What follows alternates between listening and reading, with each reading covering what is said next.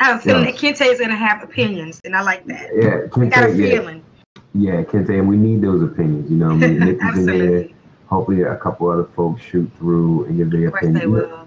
You know, this is one of those situations where we're going to revisit this many times. But the topic for today is for better or for worse. Till stress do us part. How sad is that? How sad till stress do us part. Where is the line drawn? You know, when do we say enough is enough? When do we say it's time to go? Mm-hmm. You know, when do we say that and on top of that, you know, I guess the question is today's relationship even designed to upkeep that vow? Mm-hmm. Right. What happens when your unhealthy behaviors and habits negatively affect your family? You know, are they obligated to stay around? Like, you know, those, you know, everybody, I won't say everybody because, you know, many people are kind of there's a movement kind of keeping game about the whole marriage concept and construct. Mm-hmm. But for most people, especially women, you know, that's a sign of security. You know what I mean? They like to say, you know, make an honest woman out of you. Nas said that in his latest video. You know what I mean? A lot of dudes, y'all shacking up with your baby mom, and you don't want to make an honest woman out of it. But he said he messed around and got divorced. You know, he said at least he tried. You know what I mean? So it's trying in the title. You know, these are all, it's trying in the title, and you know, folks is running, folks running. What is your motive whenever you get married? Right, try is a bad word. Yeah, like how does it work? So I know Nikki, you're married. Taylor Dean, what's up, man? Welcome to the show. What's going on? You know, we're gonna have a fire show, so I need y'all to be lighting. Hey, listen, the hot seats are open. Yeah, please do. Taylor, you never got in a hot seat. I wonder about that. 'Cause I know you blab. So what's that about, homie? Like, yeah, I'm calling you out. Why you don't want to jump in the seat, dog? I need y'all to homie. That's the Taylor I know right there. I need y'all to be on fire in the chat room. I need y'all to tweet this stuff out. I need y'all to tell Birdie. Okay. All right, cool. This is important. So it's not just marriage. So, you know, it's for relationships, period. And it's the idea of relationships. Whenever you say, I want a solid, committed, long-term relationship, you need, you know, we want to examine that. And that thought process and that idea of a committed, long-term, monogamous relationship, as many are today, having taken the time to vet all your ideas, beliefs, and your social conditioning and the rules and your bylaws that you put in place, have you taken the time to vet them and examine them to make sure that you can even uphold the vow, for better or for worse? How bad can it get? How do you know? Like nobody, but we seem to do it in every area of our life except our relationships. We tend to be cautious and meticulous and question and critique and all this other stuff. But then when it comes to our relationship, we just like, oh, I'm just going off a dream and, you know, in a prayer. Because it feels right. Feeling. It's all about the feeling. And I don't think there's anything wrong with being in touch and in tune with your feelings. Absolutely. Because, you know, emotional intelligence is a higher intelligence than logic. But this is the thing. You have to really be in tune with your emotions and not be, I guess you can say, ran by them, so to speak. You know, like you have to really, really tap in and understand and have discernment of whether or not, you know, what those emotions are, where they stem from. Are they healthy? You know, is your foundation healthy when it comes to your emotions? You know, and it's funny that you say that because, you know, it's this whole notion that, you know, you're supposed to, you know, just go through the trenches. That's what means you love someone, you know, and it's like, okay, to what extent do I have to be dragged through the mud, you know, or, you know, like I have a thing about broke love. I don't believe in it. Everybody now, please, I will say this, like, I do subscribe to the understanding that tension gives a representation of strength. You know, you can't really test the strength of any object, anything, without putting it through attention tests. You know, that's why, like, whenever you go to the doctor, they have stress tests. Like, you have to undergo. If you was to go to the gym, you don't know what your fitness level without a fitness assessment. So they put you through the ringer. They want to see where you're going to tap out. So with me, the reason why I want to examine this is because with me understanding that, where is that divine line between that stress test and this shit ain't it? You know what I mean? Well, That stress test and toxicity. Where is that? Where's that line? Well, I think the problem is that Hey Jones, what's up, baby? you know, you have drama kings and drama queens, where they create problems to get a reaction. See, I don't do well with stuff like that. Right. Like, you know, for me, it has to be, you know, in the line of fire, you know, we're going through a real situation. That's when you'll understand how I am in conflict and in adversity. But to create or to just push buttons and try to set me off just to see how I'm going to react, no, I'm going to fail every time. The stress test will be failed. She's going to fail every time. Every time. Because you want to play games, so we're going to play games. Right. I can't take you seriously. I can't build with you if you're just starting fires. You know what I mean? And want to see how I will put them out. Like, no, that's not a part of you know, really cultivating something that's meaningful and that it has longevity. Nobody got time for that, you know. But some people, they get off on that. You know, it's like, you know, as Iyanla Vanzant talks about the goodness allergy. You know, like, oh, everything's going good. Something must be wrong. So they're going to find something to be wrong, or they're going to make something be wrong, you know, create a problem out of thin air. A lot of people don't think they deserve peace and quality in their relationship because, you know, they believe in the sentiment that love is hard. I don't believe love is hard. I know it's not hard. Now, I'm glad you said that because, you know, we want to touch on that, you know, when they say relationships are hard. You know, I love hard, and I actually posted up early, and I wish I could find it. Maybe I can find it, but I alluded to that. I said, you know, are relationships hard? Do they have to be hard? Who made them hard? Who said that relationships have to be hard? And is it that relationships are hard, or people aren't willing to do the personal work in order to make going through hard times easier? You know what I mean? Because we can look at so many different dynamics in your life and say that they're hard and they're difficult. But when you have people who train and who are in that thought process and mentally they're in that space of I'm in love with hard. You know, I like hard, and hard is going to make me grow. And then when you're able to link up with somebody else with that same mentality, hard is no longer hard. It's more of a growth thing. What's going on, Brandon? Glad you made the show. You know, hard is no longer hard. It's more of a growth thing. It's like, you know, I'm not, you know, my relationship is not hard. Our relationship is challenging. You know, our relationship is challenging, and we're meeting these challenges together. So, so I'm glad you said that. But what I'm going to do, and I want everybody to stay, I want y'all to stay hot on this. I want you to be giving your input. Again, the hot seats are open. And listen, this is a subject that you can profess from any position, whether you are in a relationship, you are married, you're going through problems, you've been through problems and you've overcome them, and you want to kind of give us, you know, your thoughts and opinions and your experience in it. I want you guys to stay highly active and engaging because we can all learn from one another. But what I'm going to do is I'm going to spit out some scenarios in third person. Well, not even third person. I'm going to say it like it's me.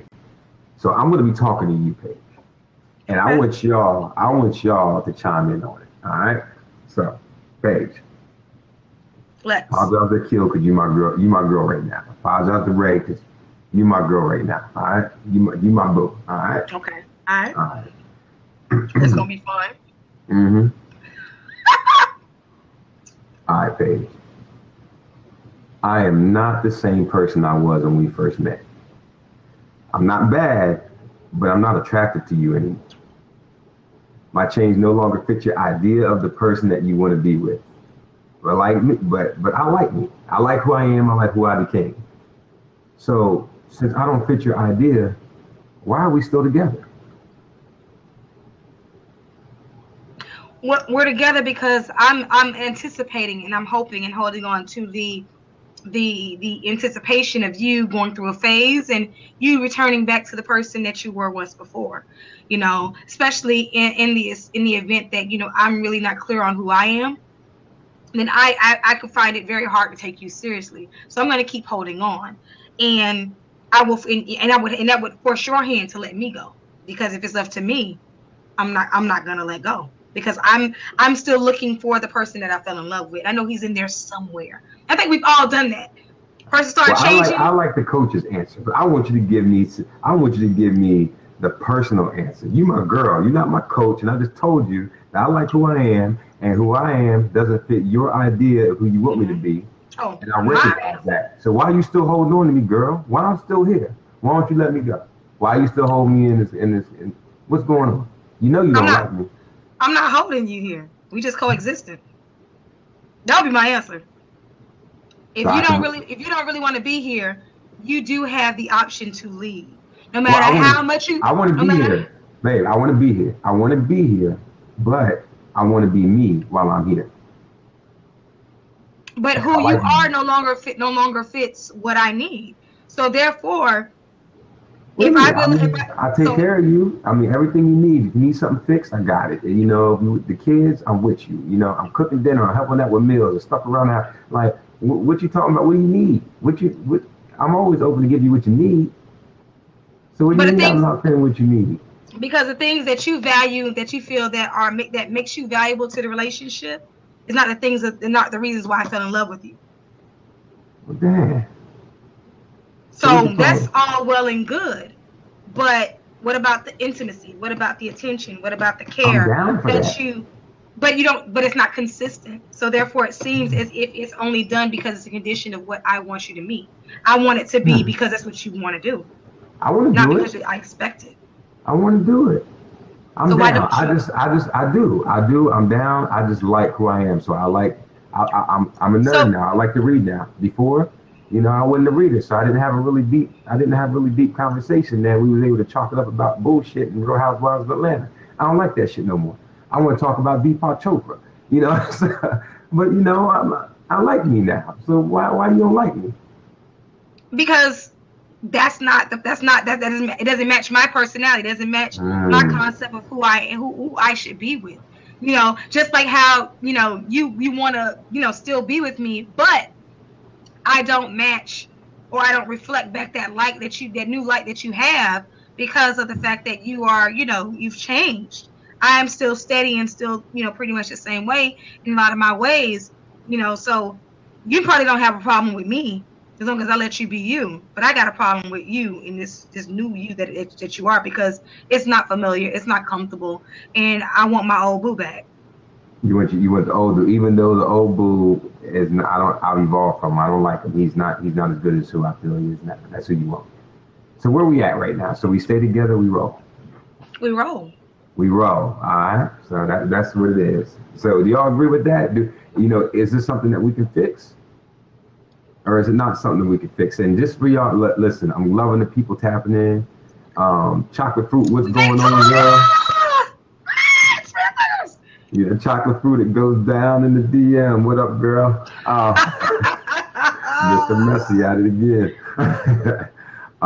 You could what? You could work it out, Taylor? Is that what you're thinking? You could work it. So, and this is what I want to know. Like, I want you guys to let us know, because I'm going to go through a lot of different scenarios tonight. And I want you guys to be, I want you guys to let us know, is it something that, is there something that we're missing? Is there tools that we're missing that we can work on together in order to get our relationship back on track? Or are we at a place that it's a done deal? It's going to compromise somebody's individuality in order to try to work this thing out. Right, that's the thing we don't want to do. A lot of times what we do in relationships is that we become a shell of who we really are in order to stay in the relationship that we're in. Right. We want to be able to allow people to grow and evolve within their relationships, but also hopefully prevent it from getting to the place where you would have to leave if it's someone that you're really invested in, you're building with, and especially if children are involved, investments, hey, things of that nature. Hey, babe. Hey guys. All right, go ahead, lay it on us, Taylor Nikki. said you don't want to force it. You know, you don't want to stay stagnant. So, Nikki, is that scenario right there? Is that something that we're just missing some components, or there's something in our education that we're missing? Yeah. Definitely. We eat strawberries on chocolate, man. Definitely. Strawberries and chocolate. That's what we eat. It's definitely a lot of tools missing. As far as from personal experience, that's what I can say happened with me. As far as me and my husband, I mean, we're young. I'm 24. He's only 27. So we haven't really grew into who we will be. You know what I mean? Mm-hmm. We're constantly changing. And so I think the number one tool that we were missing is, how do you get to know somebody every day? How do you do that? That's deep. Keep rolling. I like that. Go ahead on. The only thing that the number one tool, Jada, go back over there. I'm sorry. Yeah. The number one tool is definitely seeking out help, being open-minded to that. A lot of people are going through this because even 50-year-olds, you know, if they evolve, they evolve. It's all dependent upon that person. When that person is willing to grow and when they're willing to change. So it was definitely reaching out and saying, hey, I don't know this person. How do I get to know this person? Not to say that you guys aren't getting along because you don't like each other. You don't know each other. You haven't taken out the time. And then everybody goes to work, sometimes 12-hour shifts? I mean, there's no time unless you dedicate it. Question for you. So let's fast forward. Let's say you go ahead, you seek the help. You get to know each other every day. Mm-hmm. And it's like you're yoga and he's Harley Davidson. Mm-hmm. What do you do with that? How you accept? You accept who that person is that they've grown into being. You respect that they've evolved. But do you stay, even though you're yoga and they're Harley Davidson? You can respect it because that's there's a difference between tolerance. Mm-hmm. Whoa, what happened? I just lost my Lex. Yeah. But there's a difference between acceptance as well as tolerance, you know what I mean? Mm-hmm. And when you can tolerate someone and which is basically like, you have a tolerance for who they are, what they stand for, but it doesn't necessarily mean that you want it in your same space. You know what I mean? Like you don't necessarily have to deal with it up close and personal. So when you're dealing with, let's say, like, I'm just giving you two far-fetched, examples, of course, because, they're totally different lifestyles. When you do that, then, and you stay, do you as yoga let a little bit of yourself die in order to stay with Harley Davidson? You want to eat, you want to be vegan, he want pork chops. You know what I'm saying? Like he's just, it's like a clash in every area, of your evolution. They're not there. So when you're saying just adjust, but I thought the whole purpose of being in a relationship was to grow together. Was to grow together or to have compatibility in the core values of, things that are, important. So that's Taylor, I'm excited. What it do, man? Got you. Yeah. And he got the shirt, real men eat. I'm with you, homie. Talking about. Oh, eat cupcakes. Love it. Hey, you know what? I'm glad it didn't say eat the cake, because then we'd have been on some old Trick Daddy type stuff. That would have been totally my lane. That would have been totally my lane. Yeah, absolutely. Welcome, Taylor. What up, homie? No, go ahead and finish page. No, all I was saying was that, it's one thing, because we're talking about, I'm thinking from the perspective, it's not like if you live separately, then fine, so be it, right? You live together. You know what I'm saying? And you're cohabitating, you're raising children, all these different things. You know what I mean? Especially when you're talking about raising children and stuff, then you're going to have these, then of course the core ideas are different, so therefore the parenting style may be different as well. How you want to raise the children and things of that nature. So how do you adjust to that when you're clearly going, one's going left and one's going right, and neither one has an interest in coming back to the direction of their mate? They're good where they are. I'm gonna jump on that, and then I'm going to move on to the next one, which then I want Taylor to jump on this. All right, but I'm gonna touch on that page. Mm-hmm. The only way that can work, and I've seen it happen. The only way that can work is if both individuals love who they are individually, and they respect each other for loving who they are individually. So you can be the Harley Davidson, and I'm my yoga, and he's like, yo, that's what she do, and I respect it, and I'm going to allow myself to be open enough to allow her to be yogi around me.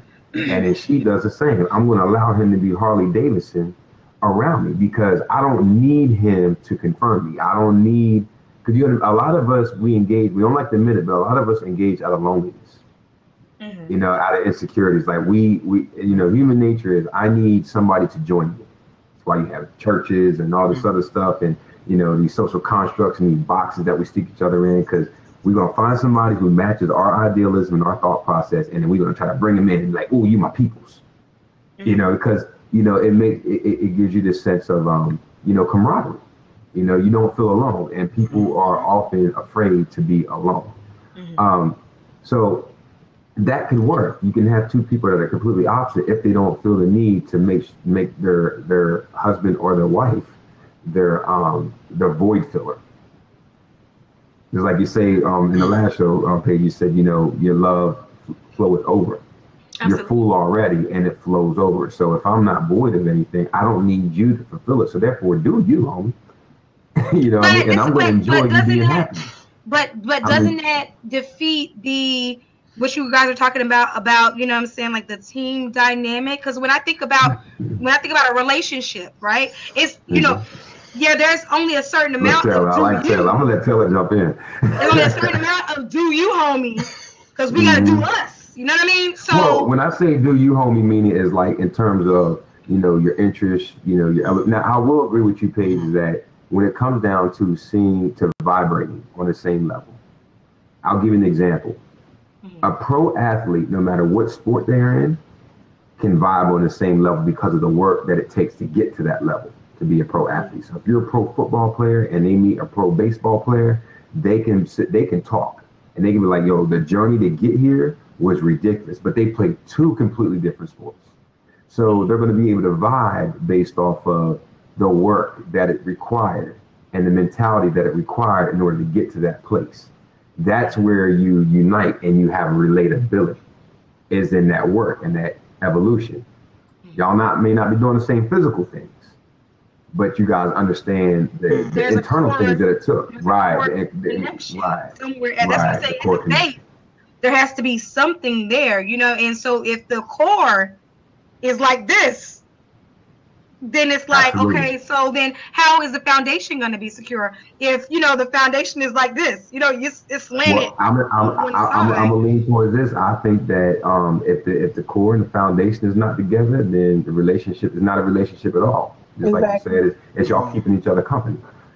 You know what I mean? So you are the company you keep. So you're attracted to who you are. Void is keeping void company. All right, so this is what I'm going to do. No. Wait. What's that? Taylor, what you got, dog? Come on. Are you biting your nails, Taylor, or you what? Are you biting your nails? Right here. His facial expressions are everything. Like, I've been waiting for this day for Taylor to get on here. This is a treat for me. What? I'm a personal fan of Taylor because Taylor says the shit that people really think. Like, I watch you in chat and stuff, and you be like, because I didn't learn from you, Taylor. I didn't learn from you. I ain't had that type of reaction from Paige ever. I'm just like, I'm jealous in the mood. He's a thinker. He's a thinker. And not like nobody here is a thinker. I'm not saying that. I don't want to take anything away from anybody. But he colors outside the lines. So I like people that color outside the lines with their thoughts, meaning that he's not predictable. Sometimes you can predict kind of like where someone may be going, but him, you never know. So I'm waiting. Okay, I'm done. Sorry, did I raise the bar too high for you? I'm sorry. Well, can y'all hear me first? I can hear you, and you're not freezing. So on my end, everything's good. Yeah, no, you're good. I can't hear me. We can hear you. You know we can hear you. Okay. Oh, okay. I just want to make sure, because I seen your headphones. Yeah, I seen. Okay, but I seen y'all with everybody had headphones. I didn't want to look like I didn't have headphones. Anyway, okay. All right, okay. So now Taylor, you are freezing, and you know what? And it could be me. And you guys let me know if y'all have. No, because I just see audio only for Taylor. Right. But what I see is oftentimes whenever you have like 4 windows, sometimes it, you That know, fourth one is trippy. sometimes 2 of them are, you know, so I don't know if it's the, look, see, Nikki, look, she talking about updated your router. There's 2 My geeks. girl. You already in the My game. girl. I already Yes. told you. It's you. But versus. do you have an AC router? No, I don't have an AC router. You need to either get an N or AC. And I need the hardwire. I'm not running off a hardwire right now either, so that could be part of it. I need to start hardwire. You gonna reset? Okay, come right back to us, Taylor. Like, how many devices does your router support? You need one that support like 19. Oh, well, yeah, it does, but all my devices are down. All right, before we, you know, we're going to have to talk about that offline. We're going to have to get nervous offline. All right, so, yes, and it will, Robin. It does help. I just was lazy and I didn't do it. So, he's going to come right back. And absolutely, Robin has a lot of great feedback, by the way. I'm watching you, Robin, and I appreciate you. Right. Absolutely. So this is what I'm going to do. I'm going to read this off, and Taylor, I hope you can hear, so that way when you come back in. So no, he's not back yet. Go ahead, though. All right, so I love you, but I don't like your ass. You know, we get along. So been there. You know, we get along to get along. You know, but I'm not crazy about you. You know, we have sex every now and then. But I'm really not into it. You really don't. Nah, it wasn't that though. It wasn't that. You really don't catch my attention anymore. You know, yes, at the beginning, you know, you was doing everything I liked. Now you're just you. I don't like you. I like my fantasy of you. You know, you're a good parent. You treat me well. You know, you're pretty useful around the house. But I'm in love with my fantasy, and you just don't compare or compete. So. No, not the fantasy. Yeah. And whoa, where are you going? Because I know I said I don't like you. But I did say I love you. So just because I don't like you doesn't mean I want somebody else to like you either. That's some bullshit. So maybe after about 10 years, we'll grow on each other and, you know, for better or for worse. It's true. It's what people do. It's so true. So movie is that from Yogi? I know, right? No, but I know people that are like that. Like literally, like y'all can tell I'm a script writer. He got it, don't he? You got it. But no, I can say that I know people that are in relationships that are like that, where the person that they're with looks good on paper. So they want to give that perception. They want to get a perception, or the appearance, I should say, that they are a perfect couple, perfect match. You know, so, you know, they're, you know, always making it seem as if everything is on the up and up. But when it really comes down to the nuts and bolts of their relationship, it's just because, you know, we've been together this long, you know what I'm saying? And we're super couple. That's what everybody thinks. We're going to continue to, you know, play this out type deal. But both of them are miserable as shit, you know. But because they don't want anybody else to have the other one, right, they just stay because they're like, I might not get anybody better than this one. It's unfortunate, but it's the truth. Now I'm gonna let y'all know, and I want you to listen. There's one hot seat open. Go, God. We're gonna let Nicole. Now, Nicole, we're gonna let you jump in, and then you'll hop off, and we're just gonna rotate these seats. You know what I'm saying? So, Brandon's jumping on. So, Nicole, you know, the reason. What's going on, brother? How you doing, Brandon? You all right? How you doing? Brandon. Hey. So, welcome. And I want y'all to understand the reason I wrote these little mini script type things because they're very real. And people act like they don't be thinking this shit. They act like they don't be going through this shit, but they do. And our biggest issue is we don't never talk about it, so we never know how to get through it. We tend to get through this stuff alone. And I'm a huge advocate for relationships. And I think that relationships, you know, they're the backbone of community. And of course, community is the backbone of, you know, nation building. So we need strong relationships. And when we go through this stuff like that, I love you, but I don't like your ass. You know, we need to address it. Robin said, listen, her and her husband went through it quite a few times. Nicole, what I'm going to do is I'm going to bounce you out and I'm going to let Brandon come back in because I think the signal thing has to do with too many people at one time. So, but engage and I'm going to bounce you back in. Okay. and hopefully Brandon will come back. But you can hear. Can you talk, Brandon? What you want me to say, or what you think? What I feel about this? No, I just want to make sure that I can hear you, because right now the screen just says screen just says audio only on my. Oh, you can't see him, because I can see him just fine and hear him. Well, it'll pop up here in a second, but as long as y'all can see him. No, listen, Absolutely, Robin. It ain't got nothing to do. It ain't got nothing to do with being old or white. It got to do with human experiences. Being human. Are human experiences. So absolutely, jump in and let us know how you got through this. So, Brandon, she loves you, but she don't like your ass. But at the same but she didn't mess around and pulled you into the monogamous relationship. Robin, hold on a second. I'm gonna bring you in when I get done with Brandon, because when we get 4 people on, it sends to gotcha. Okay, great. So, and then same thing, vice versa. I love you, babe, but I don't like you. I'm just not really feeling you. I don't like your attitude. I don't like all of this. But at the same time, I don't want you to go nowhere, because I don't want somebody else liking you either. So is it fixable? Are we missing tools, or does that shit got to go? Where we at with it? My opinion is you shouldn't even bring somebody else in it if y'all are together in the midst of all this. Like, if y'all together, you shouldn't bring another person in the midst of your mess. Because I'm not talking about bringing somebody else in it. What I'm saying is, if you and your partner, y'all are together and you love your partner, you love your wife, and she loves you, but she don't like your ass. She just don't like you no more. She's not bothered with you no more. So what are you going to do? Your wife tell you that, homie. Brandon, Paige is your wife, and she's like, yo, I don't like you, homie. I love you, though. You're a great father. You're a great parent and all of this stuff. I'm not really feeling you. I'm not bothering you. What do you do? What's your answer to that, brother? I mean, I might stay or leave. What's we asking you? Yeah, that's what we asking you. What would you do? What you do? Come on now. You gotta pick a side. Give us the raw. I'm gonna tell you now. Are you gonna stay because that coochie bomb, or what? Like, what you gonna do? Let's be real. You know what I mean? Right, Robin?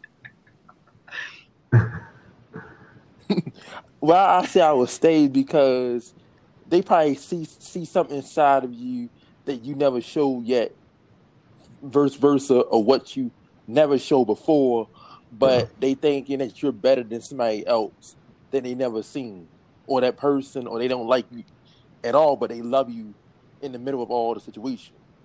Gotcha. So what you're saying is, like, they're experiencing a part of you that they've never seen before, and so they're not bothering with it, but they love you.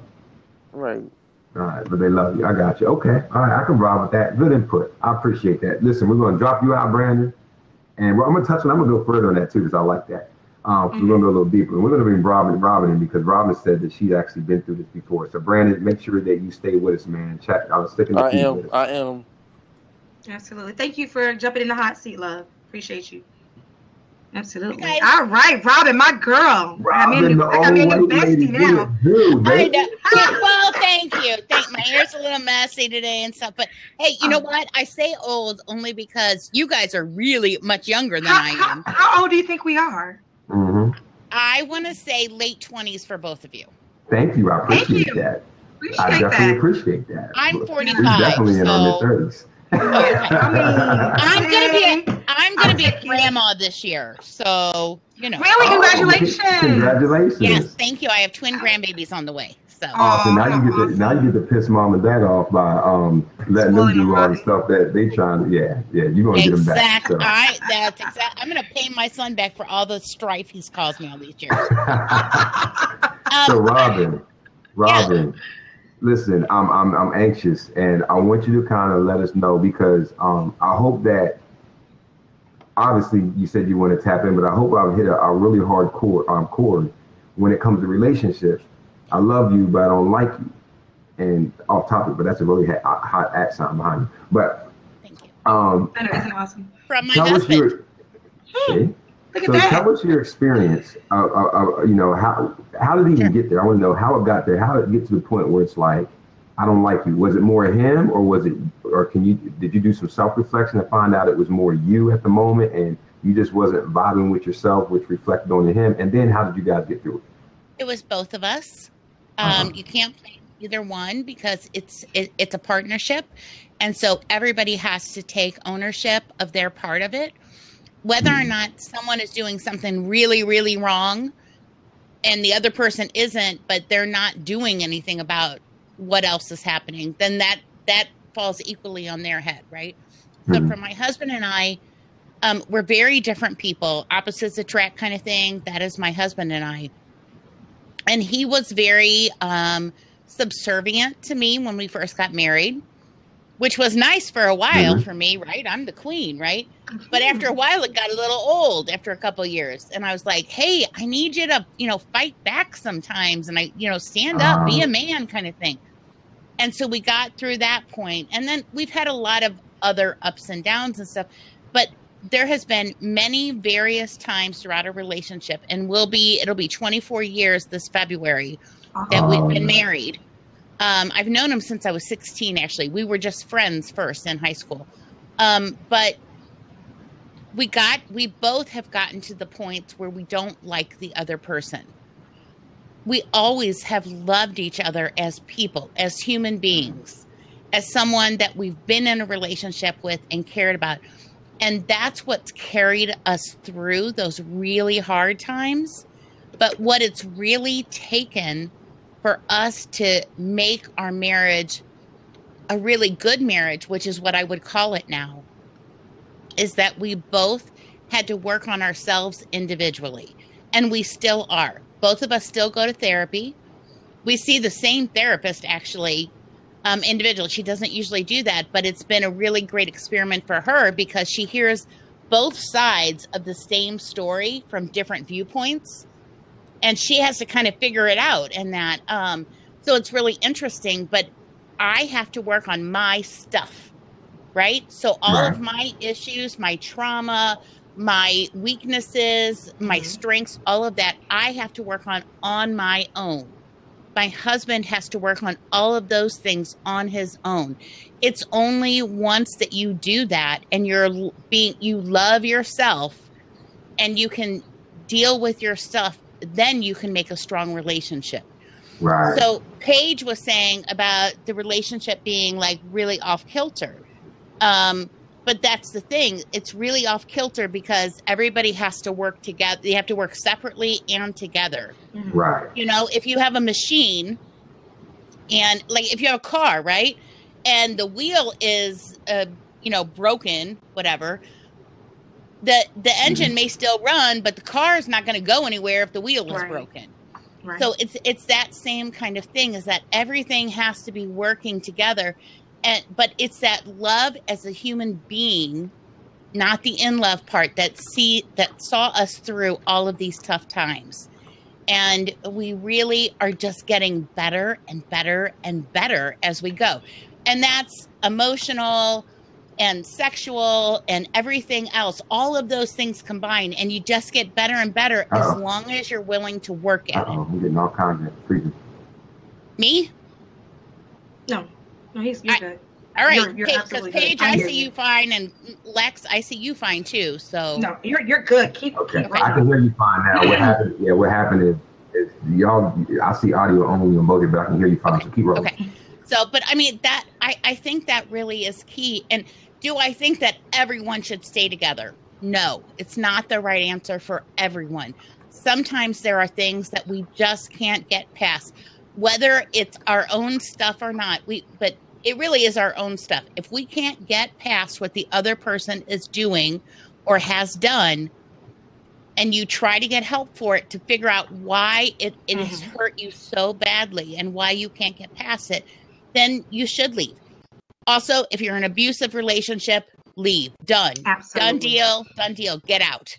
There's no excuse for it. No one deserves to be treated like that, man or woman. But I think for most of us, we live in such an immediate and so gratifying society. It's such a quickly gratifying society. We want instant gratification for everything that I think, unfortunately, divorce or separating if you're not married, whatever it is, comes a little too easily in our world right now. And marriage is really hard work. Absolutely. Do you? Sure. Now, Robin, I want to ask you this question. Like, when you were going through, like, how did you know, like, not to bow out, to like stick it through? You know, because you said, there are some people that shouldn't be together, and the premise of the show is to try to find that divine line where it's like, I can work it out, or this is toxic. I need to get out. Work it out or get out. So, just one. And then also, I want you to talk to us whether could you have a son? How many kids you have? I know you expressed you just one. So you have a son, and then we also have to take into consideration that we have interdependence. So we're buying houses together, and we have different equity and thing that is that we share. And those things are factors in terms of whether you say, you know what, I'm in or out. Because people who have no kids and they got their own stuff, they'll be quick to roll. They're like, you know what, get your stuff together. And when you get together, I'm out. Holler at me. So did those things play a factor? Definitely. All of those factors play a part in anyone's relationship, even if you have your own stuff, and even if you don't have kids. And that there's other factors involved. But yes, those factors, when you have a financial relationship, for lack of a better word, with someone, it plays a big part. Divorce can be really expensive, separating all those things, losing your family house that you've grown up in. I mean, who gets it? Who doesn't want it? Kids, what do they need? What's best for them? Our son happens to be, my husband is actually too. They're both bipolar and have anxiety disorder. And so that's been a big cause of a lot of the stress in our marriage. But for me, one of the things I said is that I still want to be here for my husband when he was diagnosed. It wasn't until after we had our son that he was diagnosed. And he's been very stable now for years and years and years. Absolutely. Our son, however, totally not stable. Wow. And it's really hard right now, but I try to be supportive of him. He tries to be supportive of me. Sometimes we clash. Sometimes we don't. But we're getting better at it. We're getting better at being able. So when you fight about something petty in a marriage, right? If you're fighting about, why didn't you set the kitchen table when you knew I was cooking dinner and I was busy doing this? If you're fighting about something like that, it's not that. It really isn't. It's because, you're feeling a lack of respect from the other person or a lack of appreciation. And so part of it is on them because they didn't do it. But part of it is on you that you feel some sort of trauma or shame associated with why they're not helping you, that you don't feel worthy, right? Exactly. And that's why you have to work on yourself individually. And it doesn't matter how you do it, whether you go to therapy, if you're a church person, if you go and pray about it, if you talk to your parents, your friends, whoever. But you have to be really honest with yourself about yourself before you can make a strong marriage. That's really what I'm saying. Yeah. Thank you. I mean, absolutely awesome. That's self-reflection. Yo, Robin, I really appreciate you. Like that, you got some serious gems and some serious. Yep, I already followed her. I'm we following really both of you I'm now. I'm going to jump out and let now. other people jump in and stuff, but I'm still here listening. Absolutely. And I really think that this is a really great lab. I mean, awesome stuff you guys are talking about here. And really important. People need to hear this kind of stuff. So good job. Good job. Thank you. Right, thank you. Appreciate you. Bye, Robin. Blair's coming. Where did she go? Okay. First of all, I've been tagging Robin every time she's out. I'm in today, but hey, Blair. Nice to see you. Nice to meet you. Blair, what it do? What it do? Welcome to the Lex Kelly Show with Coach Paige Diamond and Billy Herschel, but I didn't put my name on it because I want to feel important. He's the captain of the ship. All Right. I feel like Robin should just take my job. That was so well done and wonderfully said. Blair. I certainly have, a few other things that I want to say on this topic. If we're sticking with, unless you want to, she said so much. There's so many things that we could jive off of, right? Mm-hmm. But we're really talking about this bottom line of when to leave and when to stay. Right. No. Right. Toxic, you stick it out or roll out. Yeah. Where's that divine line? Because a lot of us is like, man, mom and dad, and for better for worse, to death do us part. That's what they said. So I'm gonna try to work it. But meanwhile, I'm so stressed out. I'm having you were heart saying attacks. something when I first came on what about do we do? Where's I that love line? you, but I don't like you. I love you, but I don't like you. And for me, that's a good opener, but it's not finished. It's like you can say, I love you, but I don't like you. That doesn't, that could be. Mm-hmm. What happened to her? You froze. Blair. Yeah, what happened, Blair? I don't know. I'm just looking at her frozen face. Where you at, Blair? All right, so Blair, refresh and come back. Yeah, Blair, refresh and come back. Because we definitely want you to come back. So let me exit her out, and then she wants to, come back, Blair, come back. And one thing I like is, Blair, she's a therapist. And she says she's actually writing a book. I've been having a weird, for the past day or two, I've been having a weird issue with Blab. It's doing something weird. So hang with me. But welcome back. Yeah, I know. Hopefully they're working out the bugs since it's still in beta. And that's what it is. But where we left you at was there's something that's left out, and I want to hear about the impact that someone's behavior is having on you. If you just criticize your behavior, it's definitely going to set something off. But if you can let someone know the impact of that behavior, I think that is a gentler way of expressing some of what you're disgruntled with. I liked what I think that guy Brandon said when he said, well, maybe my partner's just seeing a side of me they haven't seen before and they don't like it. And I feel like somehow in this modern world of relationships, we don't leave space for people's humanity. We're like, all right, they're right. They've got this. We're falling in love. This is great. We lack forgiveness. We don't Absolutely. like this. I'm taking a hike. And so we're... Right. Well, let me explain my position because I look like the troll under the bridge waiting for the Billy Goat Gruffs to cross and stuff, right? You have high standards. I think that's what it is, Blair, is this. I've been through shit like everybody. Everyone's been through shit, right? So for me, it's like when I was in a space where I knew that I wasn't 100%, and I wasn't giving 100%, I could not require that from somebody else. I was fair about it. Yeah. So, fair enough. Okay, yes, this relationship is probably not going to go anywhere because I know I'm really not as present as I should be. So I can't complain that you really aren't as present as you should be. See, people don't think about that. Right. It's always about, oh, well, what are you doing? But are you totally invested in this relationship? Because you're waiting for someone to give you something that you're not willing to give. It's like that earned trust thing. Oh, you have to earn my trust. No, either I trust you or I don't. Because if I don't trust you, you have no place in my space.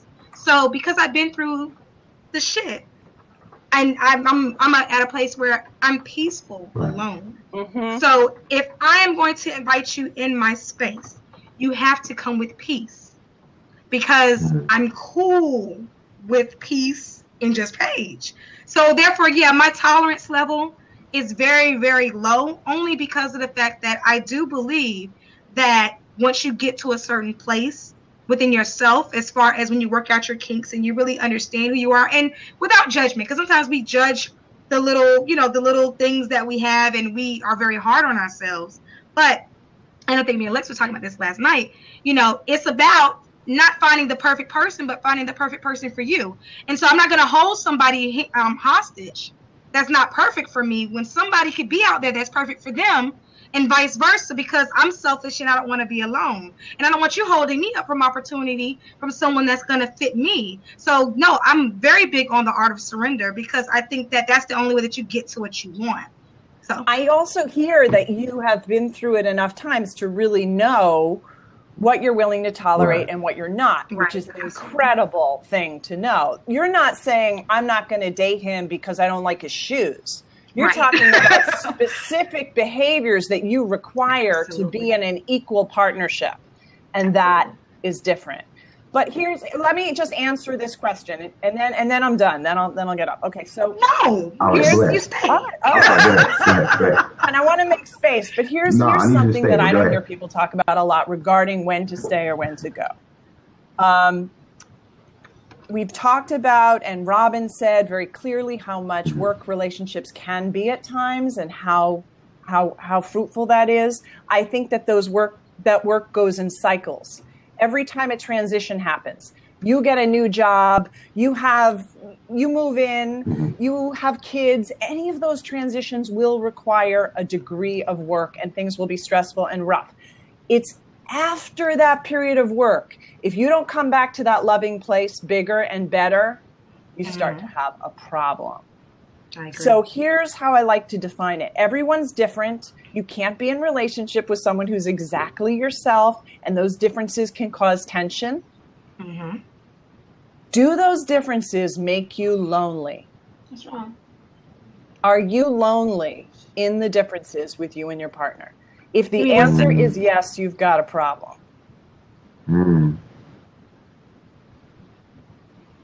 Yeah. You all right, Paige? Okay. Blair. Yes. All right. So. Yes. I don't know if I'm doing my little skits. I'd love to hear your skit. Okay. And so I'm gonna do my skit real quick, and I'm gonna need you to fill it in. Okay. Everybody in the chat, I need y'all to be on it. Be on it with me. So this is my skit. All right. All right. I have a confession. All right.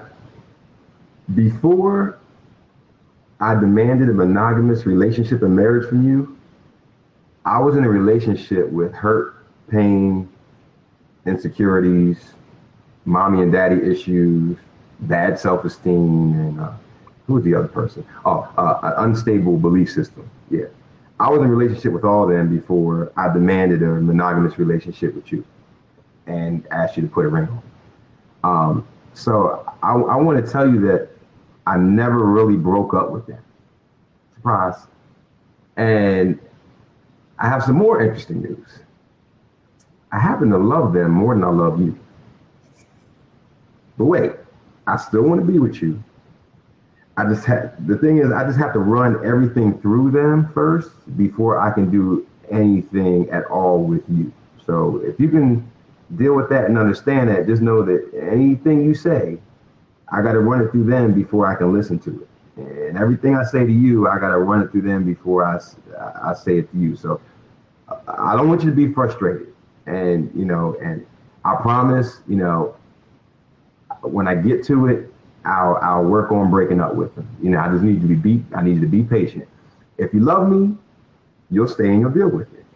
And if you don't, you never really love me at all. So remember. Well, wait, that was a big mouthful, and I got to understand what you were saying. So I'm going to do my skip back. I'm going to do my skip back. What are you telling me? Yeah. You're telling me that you're choosing your pain over me? Is that what you're saying? Right.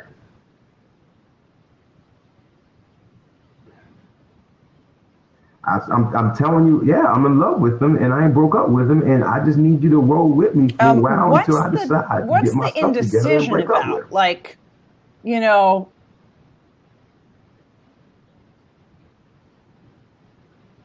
I've just been with them for so long, and they're kind of like my security blanket, and I just can't see myself without them. But I love you too, so I need you, but I need them, but they just kind of take priority and precedence. Wounds, you gotta run what I say to you. I gotta run it through them, because if I don't run it through them, I got to run it through my hurt. I got to run it through pain. I got to run it through insecurity. I got to run it through mommy and daddy issues, my bad self-esteem, my messed up belief system. I got to run it through all that. Well, listen, if I'm playing myself, I've already seen this and known this, and if I've chosen to stay with you, oh my God, help me. But if I'm playing somebody else who's not quite as on the ball as that, it's her laughing. Well, I'm hearing something in the background. I'm back now. My mom had surgery today, so I had to go take care of her. So that's why I just jumped up. But okay, where are we? I'm sorry. Someone catch me up, because it looks like I'm coming in a really good mood. So I'm like, what's going on? Okay, so Paige, what I just did is I just read my other my other confession. I just read my other script. So my other script is I'm gonna go ahead, open up my other confession. So I'm gonna go ahead and I'm gonna put this script in your inbox. I see why you look like that, Blair. I'm with you. Like no. Oh God. It goes down in the DM. It goes down in the DM. Real messy. So I got it and then Blair was telling me that if she still chose me after I brought all these past relationships with me. Yeah, I said she said she don't know what, because if I'm playing myself and you're playing you and you're telling me this after you've committed to me and I haven't seen it already and left, Lord help me. I know, right? It's like Lord help me. Like very well, right? Right. Gracious. Yeah. So that means that I'm in some kind of desperate place where you're just so cute that I'm not paying attention to my needs. Oh, look at that smile. I'm not paying attention, to all the things that we talked about with Paige, But if I'm playing somebody who's not me, and I was like, "You're choosing your pain over me," and you said yes. That's what now you're stuck with, unless Robin says, "Bring out the therapist, Blair." Yes, I'm telling you. What I'm talking about. Yeah, we should talk after this. Really, you like it both. No, clearly. All right, let's talk about the therapist right now. And clearly, what this character is running, Lex, is a very high degree of ambivalence around intimacy, and he's using some pretty sophisticated psychological language to express that ambivalence. Now, we all have ambivalence about intimacy because it is fucking scary. You don't know how the other person is going. You don't know how the other person is going to impact you. You don't know how they're going to hurt you. You are going to be hurt. You are going to hurt somebody else. And then if you stay through that, you're going to need that person. Do you know how deathly afraid we are in this society of needing another person? Mm-hmm. Ooh, that we do not like that word. We do not like to think we need, and we do not like to be faced with how devastating a loss would be. And good. I'm glad to know I'm on track. Well, Robin, I thought you were taking my job, so your therapist is very good in teaching you. So that's really what I see as underlying that script. And Robin gave this great example of how she and her husband are detaching. 7 years is good work. She and her husband are detaching from their younger wounds, from their shadow self together. And I think that's beautiful. And the other thing that I would say is, here's something. Well, no, that's actually getting off topic. So we're talking about when do we call it quits, right? And what else do I have? I love that big let's I love that too. So where are we after that script? So where are we? How are you? What are your thoughts? Paige, Lex?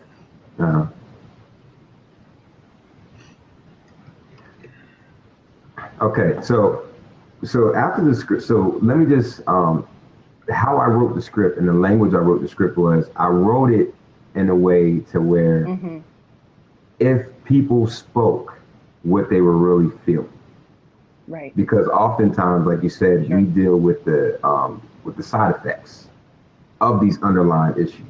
So the reason why we're fighting and the reason why we have communication issues is because whenever I hear you, I'm running it through the filter of hurt, pain, insecurities, mommy and daddy issues, and then I'm responding based off of that filter, not based off of an authentic idea or original idea that I actually was able to listen to and take. So I made these scripts so you can hear what the real underlying issue is. You see what I'm saying? So I do. I see what you're saying. Right. So when I'm asking you to respond, I'm curious to see how people respond if somebody was to really be truthful. Hey. Okay. All right. So I'm going to make a little bit of a shift. Okay. I think. All right. So she's going to come back. I know she's coming back. I know she's going to come back with that shift. So Paige and everybody else in the chat room. So you guys, you guys hear where I'm coming from, and I want you guys to respond. Like, how would you respond to somebody if they didn't give you the side one of the reasons why they gave you the actual truth, meaning I'm arguing with you, I'm giving you stress, I'm dealing with you because of these facts. I have mommy and daddy issues, I have insecurities. So when somebody gives you all that, do you stay or do you jet? And remember at the end I said, I'm gonna get to it. And remember my last line, I said, if you really love me, you'll stay. I said, I'll get to it whenever I get around to it. That's key. I'll get to it whenever I come around to it. I don't know why Blair's not popping up. I'll get to it whenever I come around to it. Just be patient. So if you think about it, that's how most of our relationships are constructed. People not good at all, get around to self-development. People get around to healing. People get around to it in their own time, but they expect you to sit and deal with all the consequences and the repercussions and all the side effects. So do you stay or do you go when someone tells you? They're going to get to it when they can. That's the problem. Like, that's right. What do you mean you're going to get to it when you can? Like, when I get to it. What? I mean, I'm not ready to get to it right now. I'm just, I got stuff going on at the job. The kids are running around. I don't have time to do self-work right now. I don't have time for a relationship. But I still need you to be here. No, you don't. But you're here already. We got kids. We got a house. You're here already. We can separate. We're going to have to separate and take a departure. We will. And the reason why I say that is because I don't want you to use me as a crutch or life as, or me being, because I know for me, in my experiences in relationships, I'm the strong one. I'm usually the strong one. I'm the one that, because I have the nurturing energy and that whole thing. So therefore, I've been in relationships where they draw from me, but I'm not able to be fed. So when I start to see any type of inkling of that, where you're telling me that you need me to be a pillar of strength for you, hold you down, but you're not able to have enough respect for yourself, love for yourself, to do that for yourself, but you want me to love you, but you don't really love you enough to help and heal yourself, at least start the process of it, then I have to go, because you can't possibly love me, because you really, if you don't even have time to love on yourself. He loves his woundedness. He loves his woundedness more than any. Yeah, absolutely. And so what do we do? So where is the line drawn whenever we've been in a relationship for 5 or 6 years? Because you gotta understand, like, most people, when they do this, they don't recognize that the person has all these other relationships They just think they're going through growing pains, and they're listening to pastor and grandma and friends and saying, stick it through. So this is 5 years of headache. And then finally, so where do you draw the line, Blair? Where do you say, you know what, Lex, you have to go, homie, till you get stuck. So if two people are in completely different wavelengths and have different values, it's going to be hard to find a meeting point.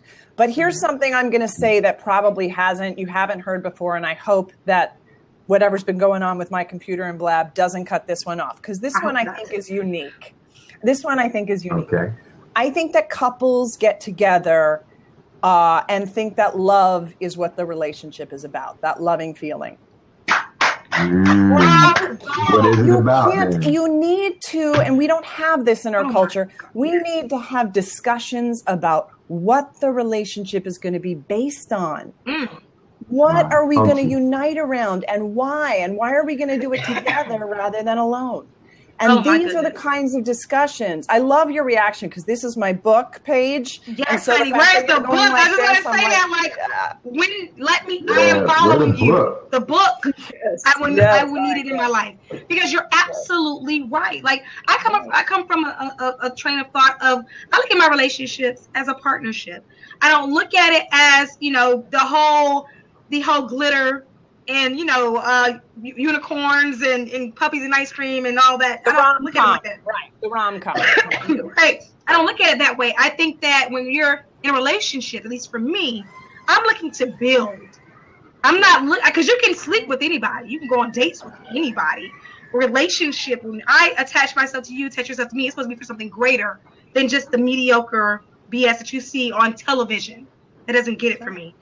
And it's not sustainable. That love feeling, I love that, Robin, and I'll talk to you about that later. But the love feeling draws people together, but it's not sustainable. It doesn't keep. So when that love feeling starts to fizzle and you don't have another reason why you're together, guess what the reason becomes? Old wounds and behavior. Mm-hmm. That's what fills the void. If you don't know why you're together and what your relationship is based on and what you're moving towards together, all of that woundedness comes in and starts to take over. If you talk about what you're doing together and what your focus is, you can actually handle some of the stress that comes up and work within it. And you don't have to totally be in therapy all the time working on yourself. Let me give you an example.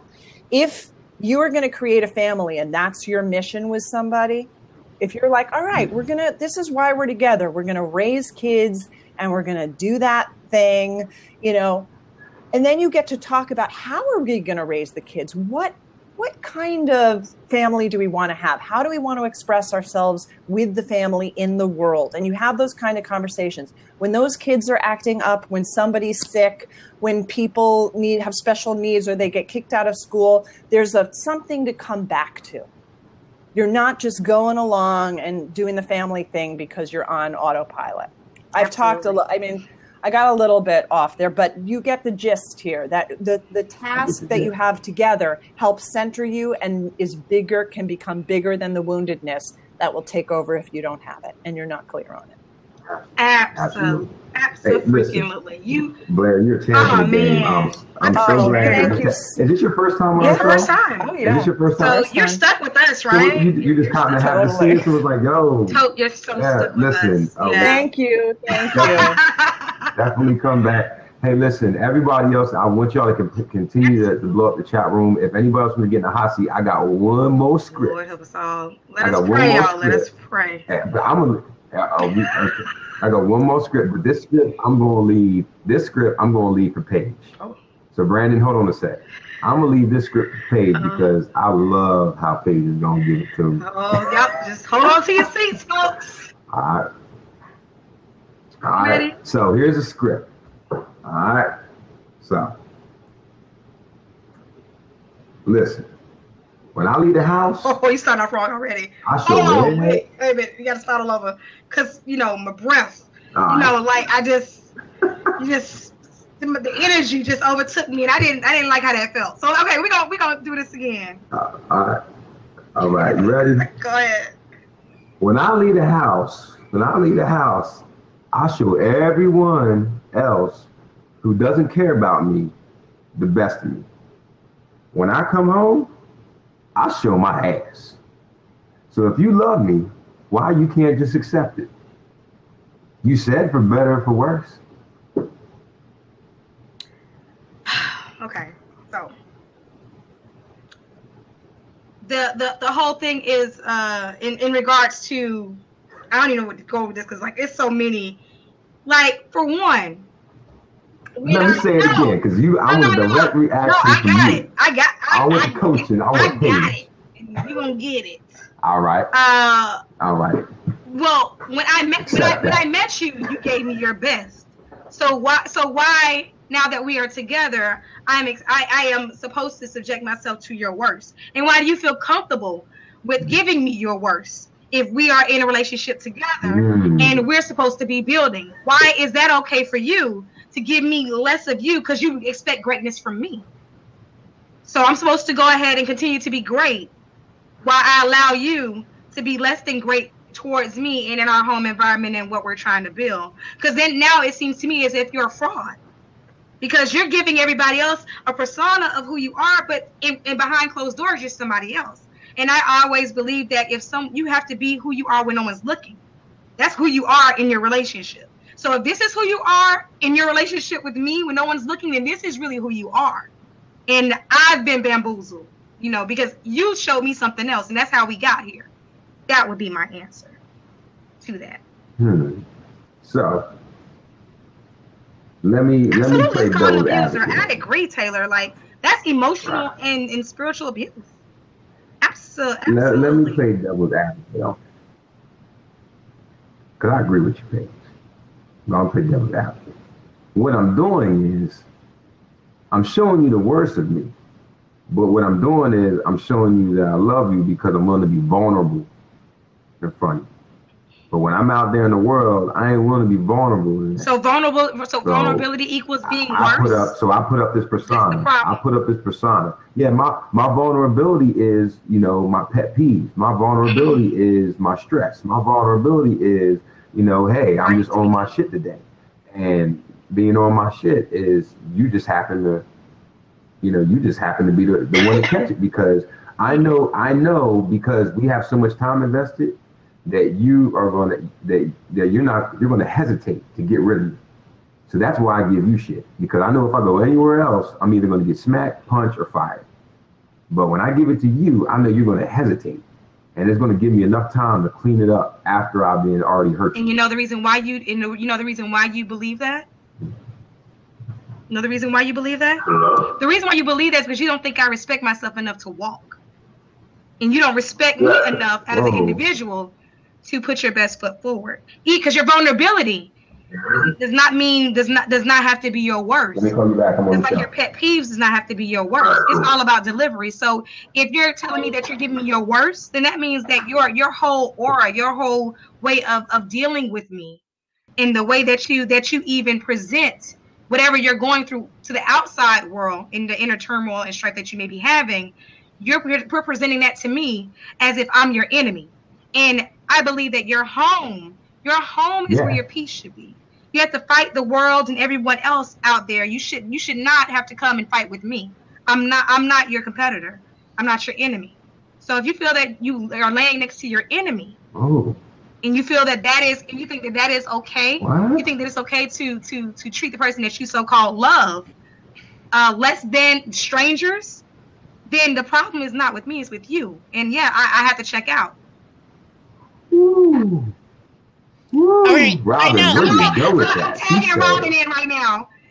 Where you go with that? Give us the real, Robin. Okay. Give us the real. This is what I have to say about this. And I'm going to compare my husband and my son for this particular example, okay? Mm-hmm. So my son, with all of his bipolar and anxiety stuff, and he was diagnosed when he was 6, and truly is a model definition of it. Mm-hmm. He had ideas of suicide when he was 6 years old. So this is not a false kind of thing for him or anything. But he would go to school when we sent him to public school. I homeschooled for a while, but when we sent him to public school, he would come home and tell me about his day. And it was horrific. I mean, really terrible for him. And in his mind, that was the truth of what happened. And I would call I had to call the teacher and say, what actually happened today? This is what Taylor told me. And it was a totally different story I got from her. And she did understand that Taylor had, you know, some issues and stuff. So he brought home the worst of him only because that's where he felt comfortable. He was trying so hard to be what he was supposed to be during the day. And by the time he got home, he had to let it out. He had to let all this crap out. Right. But wait, I'm not done. There's more. I know it. Okay? I know it. This is the other thing. So with my husband, on the other hand, if he would do that. So yes, there were times that my husband came home and he just needed to, my word for it is spew. He needed to get all of that crap and poison out of his system from the day because he was trying to be a good employee. But if he had been always totally different in public versus totally different with me, and everybody does that to some extent, you know, equivalent, because they feel comfortable with the people they love. But your analogy, your script that you gave said that, you know, you were being like you were trying to be your true self out with other people. And that meant that you weren't afraid of the strangers leaving you or letting you down or letting you go. But once you got home in that relationship, you were afraid of that person letting you down and leaving you if you showed your true self. And that is the big difference right there, is that what is it that's making them act that way? Is it their own fear of being let down by the person they truly, truly love versus a stranger they could care less about, right? If you go out and cuss out some stranger and they fight you, you don't care. If you go out and say something negative to someone and they just walk away from you, you don't care. It doesn't hurt you because you don't love them. Mm-hmm. If your partner does that to you, then it hurts you. And that's the fear that's in there. So there's a difference between being able to let your hair down when you're with the person you love and being afraid to show your real self and putting up a different act, whatever it may be, whether it's good, bad, or otherwise, with the person you love because you're afraid of being vulnerable with them because you're going to get hurt again like you have in the past. Does that make sense? Right. So, matter of fact, can I piggyback on that just before you say that, because I don't want to lose my thought. But also, you know, in regards to that, you also have people that are afraid to really show their feelings as far as being loving and caring and nurturing and things of that nature and affectionate, because they are afraid of rejection. They're afraid that, oh, well, you know, this person may not give that back to me. So then they act like they don't care, you know, or they try to be a hard ass in a relationship when they're really puppy dogs. You know what I mean? You kind of have that other dynamic too, you know, in a relationship. And you're right. It's all based on fear, you know, and I believe that vulnerability is a gift that you give when you trust someone. Right. But that's the thing, is that we all have shame. We all have trauma. So with me, my trauma lies with my mother. Okay. Now, was my mom a terrible mom? No, she was not. She tried her very best, but she's got her own stuff. Right. And I'm not even aware. The older I get, I get little more glimpses into it and I understand it more. But growing up, for me, my mother did not give me the attention I needed when I was needy. And the reason I got attention from her is when I did really good on something and I was smart and things like that, and I excelled at things. That's when I got her attention. So that's what I do as an adult. Right. But as an adult, I have a hard time accepting when someone really trying it really is trying to support me when I am needy, because I didn't have that with my mom. And so I put up my defenses, right? And my defense is to be very logical and to give right answers and deflect everything off of me and protect my inner self. My little Robin is what I call it. You're right.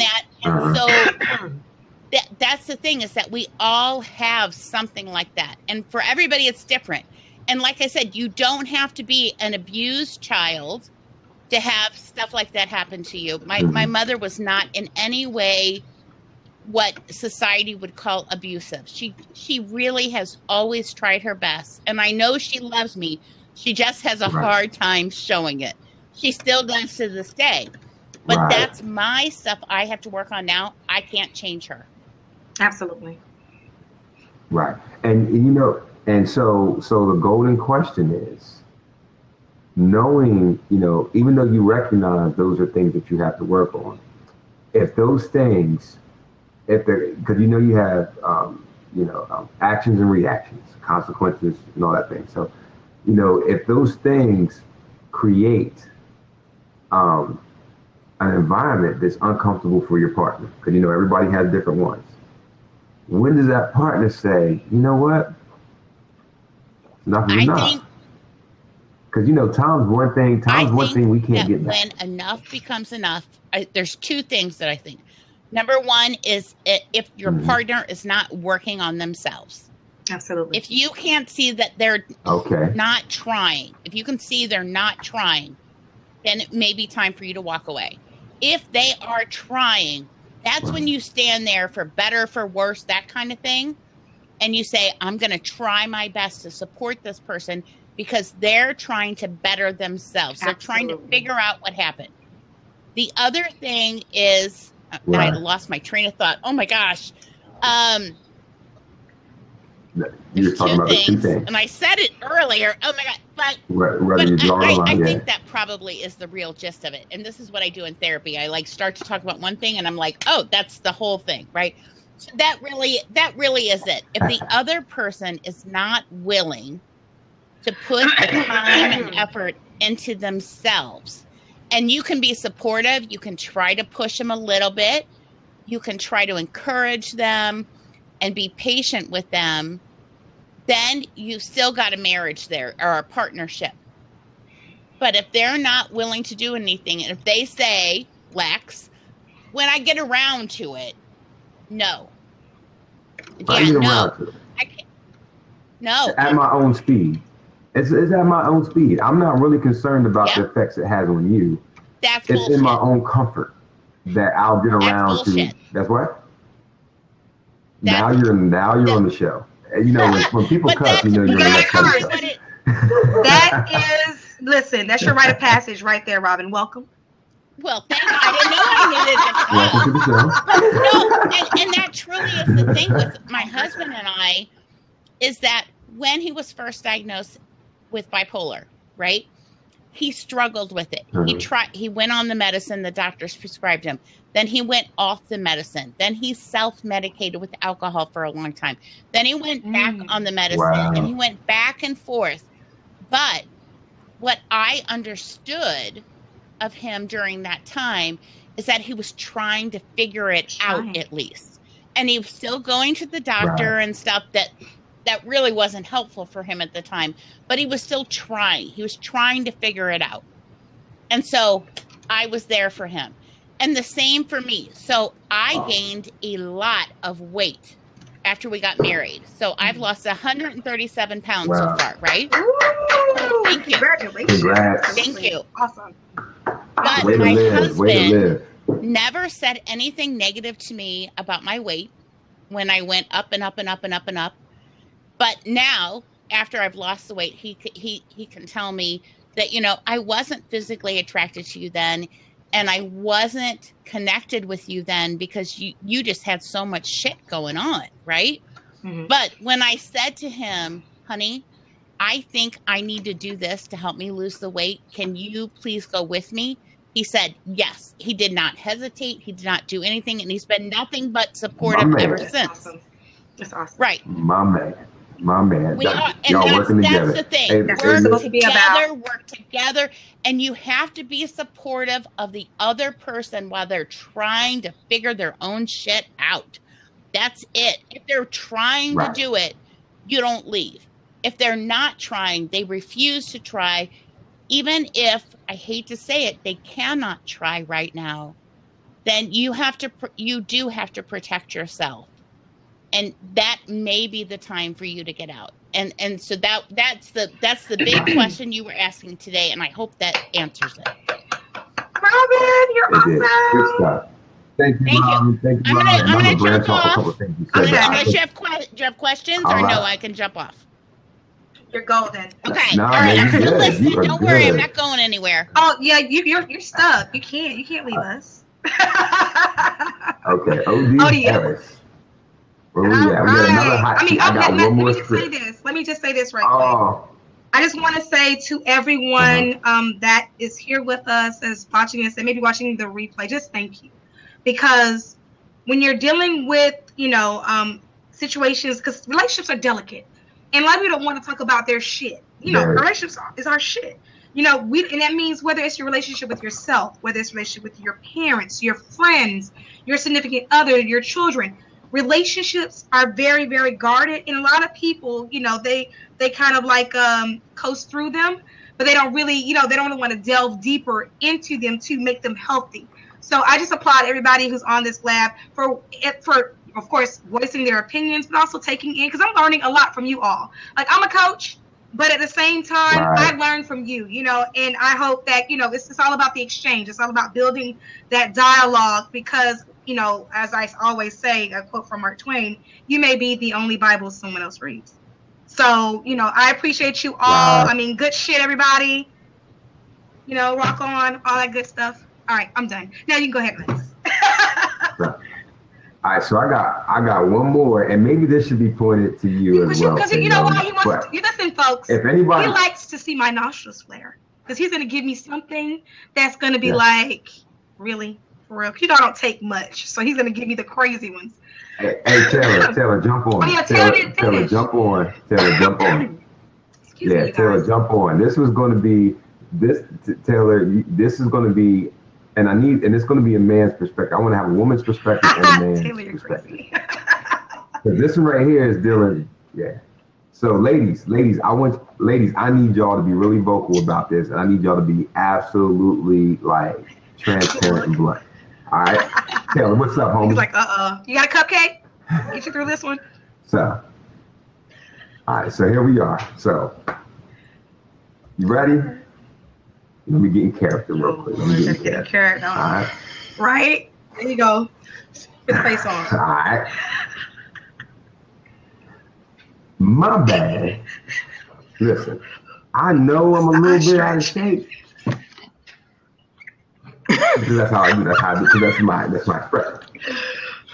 I know I'm a little bit out of shape. I know I should be working out more and getting healthy. And if I did, I wouldn't be on this medicine that prevents me from getting it up, if you know what I mean. You know what I'm saying? I wouldn't be on this medicine that prevent me from, waving my magic wand. So I know this, babe. I do. My bad.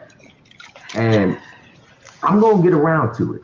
Yes, I know you're not satisfied. And I know that, when I am able to get it together and get it up, it's real quick, because I ain't had it in a minute, because the other times I can't get it up. So, I feel you. I feel your frustration. And listen, I know it needs to be done to get my health together. But what? No, I don't need no damn health coach and life coach or no therapist. I don't need none of them people telling me what I got to do in order to get my life together. I'm good. I can do it myself. You know what I mean? What I look like, getting some help from somebody else. Just chill with that. Just understand that I'm gonna get it right. And if you just hang in there with me, you know what I mean? I'm gonna get myself together. Cause for better, for worse. You know? What you waiting on? Ladies, y'all ain't busting no nuts. What's good? Cause dude can't. Dude. Wow, Lex. That's my role, to be vulgar and stuff. You just completely threw me off. Dude, listen, ladies, man, Right, Robin? Y'all ain't busting no nuts. It's like, we're sorry. Y'all ain't busting no, man. Y'all not satisfied. You know, a lot of, so I need y'all input. Your man, he hard-headed. He don't want to get his health together.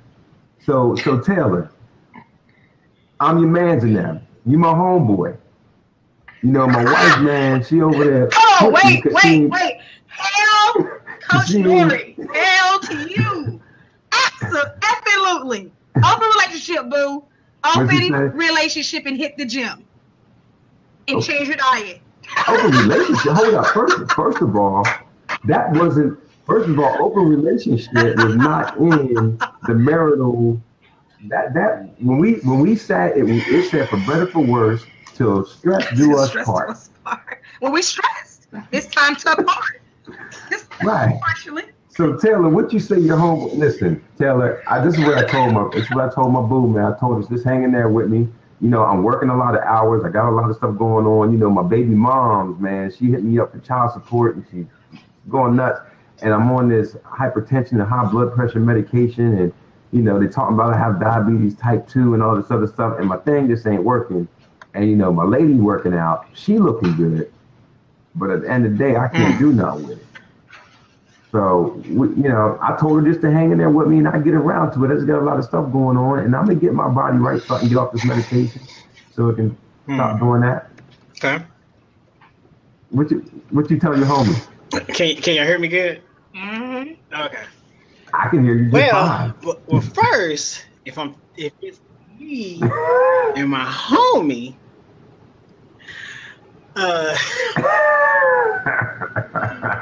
one of the main things Tamika said she lived through it. Get on, Tamika. Get on this one. Go ahead. Me and my homie, and me and him are having a conversation. That's easy, you know. You say, "Hey, man, you know, you've been kind of looking like that for a minute." You know.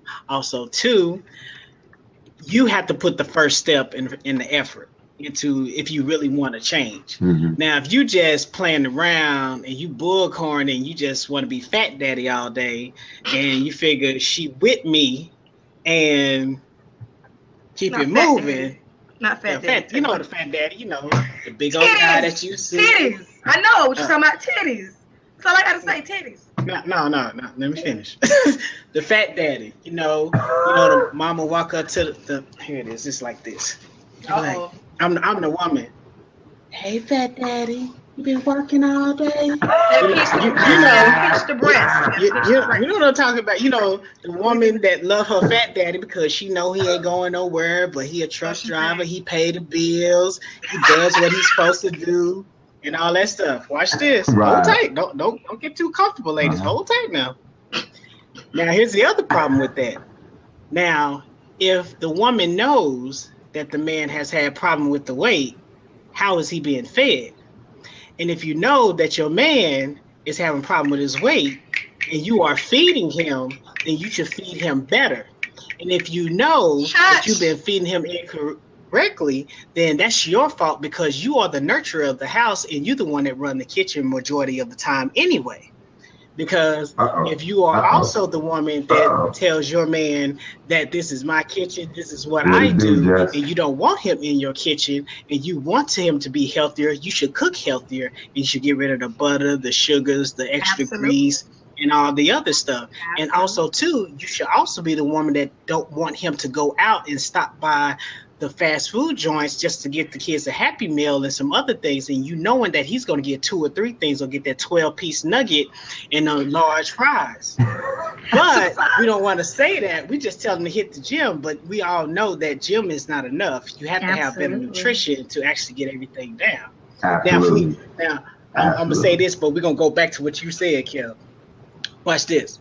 If we flip it the other way and we started talking about the woman, it'll be a whole nother story. But we ain't gonna go that direction. You're right. You're right, Taylor. You better not say nothing about our damn weight.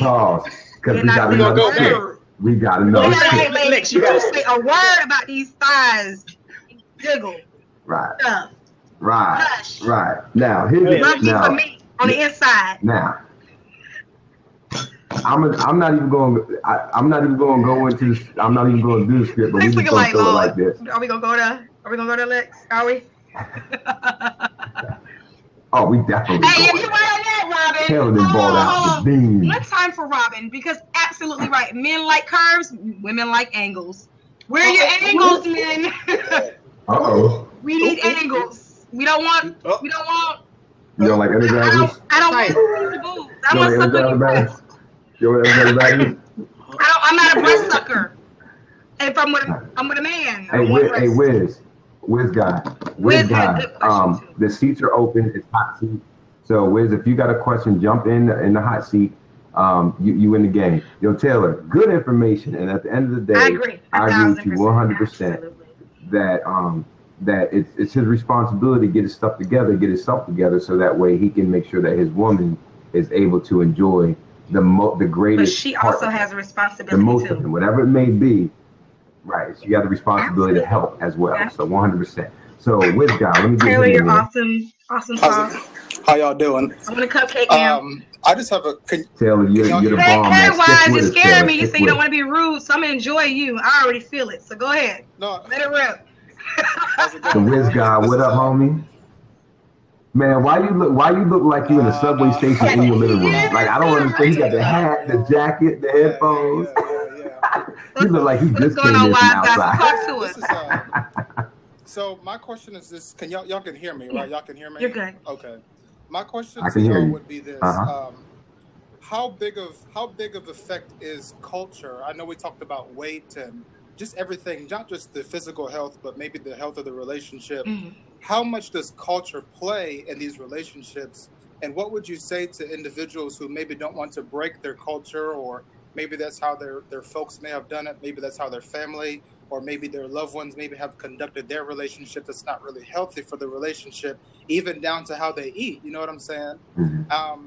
I mean, at what point, because a lot of people stick to their culture even when the culture is detrimental to the relationship or to the person. So, I mean, if you're talking to someone and you know someone, or you may be friends with someone, I mean, how would you really convey to them that, listen, maybe it's your culture, maybe the way that you and your family may have been doing things that's being detrimental to the relationship, man. So I'll hop off, man. I don't want to. No, you stay. You know what I'm saying? You but right I there. just, you stay. you know.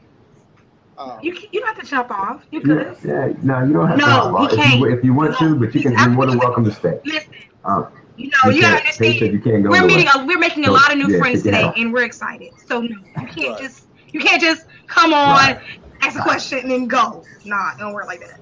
Right. And then bounce off. All right, so Paige, you want to go first? Or you want me to go first? Well, I would say this. I think about what you just said. I think about me being African American, born and raised in the South. We have a lot of unhealthy traditions as far as, let's say, for example, health-wise, the soul food and, the things that we consume. Sunday is the big day. We eat all kind of fried this and collard this, and every vegetable has meat all through it and all that stuff. I grew up with that, right? But at a certain point, if you're dealing with someone and they're just caught up in the tradition, my suggestion to you would be to ask them why are they following the tradition? Because a lot of things that we do, we're kind of on autopilot. We never question why we do it. See, for me, when I changed my diet, it was because I had to ask myself, okay, well, if I know these things are not good for me, I know I get the itis, I get lazy, I don't want to do anything, I feel heavy, bogged down, I don't want to be energetic, fit, I don't do anything. Why do I do this to myself? And I think that a lot of times we don't really think about what we put in our mouths, and what we put on our bodies even, how that affects us in the long run, because we're young now. So it seems like everything's fine, and you think about, grandma ate pork forever. Excuse me, forever. Yeah. She all right, but we are in a different time. Meat is not the same way it used to be 30, 40 years ago. Yeah. Milk isn't the same. You have all these different preservatives and all this stuff. So how I would approach it would be more so from a personal standpoint, not attacking their culture or their tradition, but saying, how does this serve you being the best you that you can be? Yeah. And if they're not able to articulate, to you how this is aiding them to be better, then that means that they don't want to change. They're not open or even receptive to maybe some alternatives and maybe just working little things in order to be healthier and better. Same thing with, people that feel like you're supposed to just stay together, and we're talking about in work, because my grandmother and my grandfather did it. My grandfather had 3 kids outside of his marriage, but grandma stayed. So I'm supposed to do that because that's what you do. It's those type of things, and you have to say, how does this serve your higher good? And how does this make you a better person? If they can't answer that, but they continue to want to continue those behaviors and to entertain certain situations, then now you have the choice of one. Then you can kind of see them a little bit more clearer, because now you can't give them the excuse of, okay, well, that's just how they were raised. No, because now you're making them think about it, and they have to justify to you why this works for them, not because everybody else did it. So that would be my suggestion if that works for you guys. Yeah, no, that's good. That's good. No, that's good. That sums it up. I appreciate that. You're welcome. I'm about to Wiz, I think the most simplest answer is, and this is in my experience. I've been to many different countries, met many different people, been all over this world. One thing that I see is common, no matter what the culture and the socialized behavior patterns are, is that self-value transcends any social, cultural conditioning that there is. Whether I'm in the United States or whether I'm in Abu Dhabi or if I'm in Japan or if I'm in South Korea, whatever it may be, you always find people that if they value themselves, they adjust their behavior patterns in order for self-preservation. Okay. So I don't really think it's so much of a culture thing. It always, that's, how they're expressing their culture, what they're eating and all that other stuff is just a reflection. Okay. It's a side effect of what is their self-value. So if you both have a high understanding of self-value and self-preservation, whether they eat black beans and rice and you eat, guacamole, whatever it may be, whatever your culture is, you guys are going to adjust your food based on self-preservation. Okay. That makes sense. It really has nothing to do with culture. Now, I'm going to go a little deeper, and I definitely want, Tamika, come back, because I remember you said you was dealing with something, you had to deal with the impetus, the erectile dysfunction. I am a coach. I'm a health coach. I'm a life coach. I'm a relationship coach, and I really focus a lot on Black relationships. I can deal with them all, but I really deal a lot with Black relationships, not only because I am Black, but because I understand that we have a different type of conditioning that we've been handed down through all the generations. So when it comes down to where we draw the line, when we're dealing with all this different stuff that we spoke about, we also have to take in consideration all the hand-me-down thoughts, beliefs, and experiences that were handed down to us through, slavery, Jim and Jane Crow, systematic oppression, white supremacy, and all that other stuff. So we got to take those things into consideration whenever we're dealing with our men and our women. We got to take it into consideration. Hey, how has she been socialized? How has he been socialized? So you always want to take those into consideration in terms of culture when you say cultural differences. Because now you're living in an age where it's a very much a blended world. So whenever you have a white person dating a Black person, they have to say how are those social cultural differences? Even though they grew up in the United States together, they have social differences, social experiences that are different. So that's kind of my take on it. But at the end of the day, self-value transcends anything. When two people really value themselves, they'll kind of come together at the end of the day. Because self-preservation looks the same no matter where you're at. That's good. That's good. I appreciate y'all, man. I have to sign off. But all right, keep in touch and make sure you come back by, okay, Wise? We enjoyed you. All right. Sounds good. Absolutely. I sure will. And Robin, you're absolutely right. I think that for some odd reason, and this is like kind of so off topic, but whatever. I think there's a misconception where if, white people are around black people around white people around Spanish people, whatever, there's a mixing of different races, ethnicities, etc., that you can't speak your truth from your life experience. Like, if that's disrespectful to the other people that are there, when in actuality, we're supposed to be learning from each other. You know what I mean? I think that it's healthy to be able to, to speak our truth and talk about where we come from, because, everyone's life experience is valid. You know what I mean? And no one should have to feel ashamed to speak on their experiences that they've had from their upbringing, their culture, or what have you, because someone is different from them. So once again, blabbers, you guys, kick-ass. You guys are great. So, I just appreciate the honesty and transparency. Absolutely. Like I said, at the end of the day, right. So, Brandon, what's going on, brother? You got something for us, man? There. I mean, I was sitting there. So he's like, yeah, some more. Do it again. Yeah. All up in the camera. Yes, more stuff, boy. All you need is some gum. No, I need some peanuts. No, you like eating peanuts, you shaking them. You know what I'm saying? What's going on? What's going on, B? What you got? My feeling is, my thing is, of looking at things in a perspective is, I look at it in a different way, because it's like people say, oh, a relationship is a job. If it's a job, how is that person gonna stick in it or stick out of it? Yeah. And they say they want you to support them. I thought you were supposed to support each other, not the man who be supporting the woman and the woman who be supporting the man. Are we talking about economics here? Right. I get you. Yeah, we'll I'm gonna definitely touch on that, because I think there's some underlying things that we always got to take consideration. That is a part of it. Money is definitely a part of it. That's a part, for better for worse, to talk about support. So let me ask you a question. I'm sorry.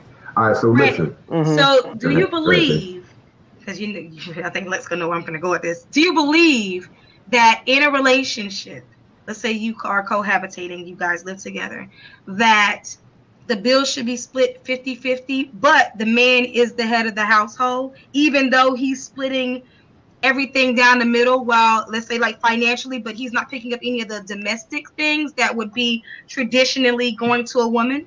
Do you feel that is fair for everything to be split down the middle? She's sharing into your quote-unquote role of responsibility, but you don't share into her role of responsibility. That's really deep.